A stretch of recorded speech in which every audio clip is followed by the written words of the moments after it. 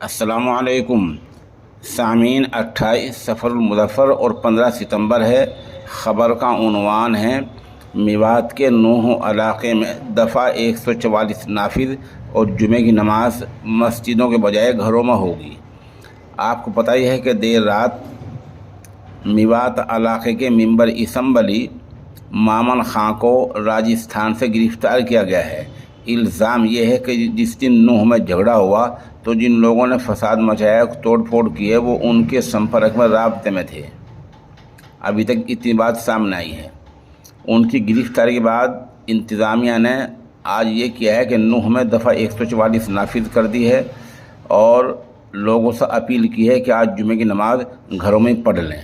उधर मामन खां का जो गांव भादस है वहाँ भी निगरानी बढ़ा दी गई है और बताया ये भी जा रहा है कि आज जुमे के दिन से लेकर कल शनिचर के दिन तक एहतियात के तौर पर इंटरनेट की खिदमात भी बंद कर दी गई हैं।